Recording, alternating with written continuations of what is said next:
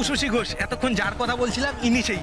উনি এখানেই হাজির। উনাকে তো এখানেই একটা সম্বর্ধনা দেওয়া যায়, তাই না? কি বলছো তোমরা? তাই তো, এরকম মানুষকে হাতের কাছে পাওয়া তো কপালের ব্যাপার। একদম চোখের সামনে দেখা হয়ে গেল।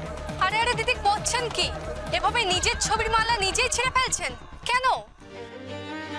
কতজনের কপালে বীরের সম্মান জোটে দিদি। ছেড়ে দিন, এগুলো কিচ্ছু যোগ্য না, আমার যোগ্য না, এগুলো যোগ্য না আমি। কেন করছেন? ফেলে দিন সব, ছুঁড়ে ফেলে দিন, ফেলে দিন সব, ছুঁড়ে ফেলে দিন সব, ছুঁড়ে। আপনাদের কাছে আমি হাত জোড় করছি, এমন করবেন না। আমি সমানের যোগ্য নেই, আমাকে ওইভাবে অপমান করবেন না। কষ্ট হচ্ছে, খুব কষ্ট হচ্ছে। কি বলছেন কি ম্যাডাম? আপনি যে আমাদের গর্ব।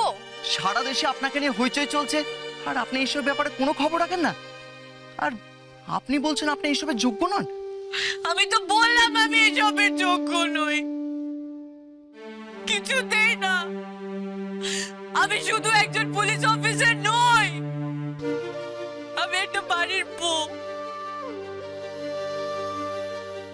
কারোর স্ত্রী, কারোর মা। তাদের প্রতি আমি কোনো কর্তব্য পালন করতে পারিনি, তাদের সুরক্ষা দিতে পারিনি, আমার মাকে বাঁচাতে।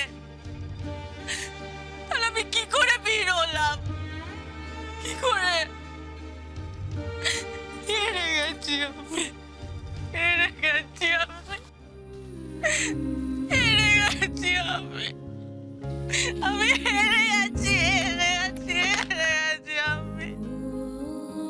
দিদি, আপনি কি করছেন? শান্ত হন। বুঝতে পারছি আপনি কোনো কারণে কষ্ট পেয়েছেন, কিন্তু এইভাবে আমি পারছি না। কি করে আমি শান্ত হবো? আমি শান্ত হতে পারছি না। আমি যদি কোনো ভুল করে থাকি, বাবা আমাকে ক্ষমা করে দিন। আমি আপনার কাছে ক্ষমা চাই। ওকে বলে দাও কাকুলি, আমার মায়ের জন্য ওকে কিচ্ছু করতে হবে না। ওকে বলে দে নিশ্চিত, ও যেন আমার বাবা না দেখে।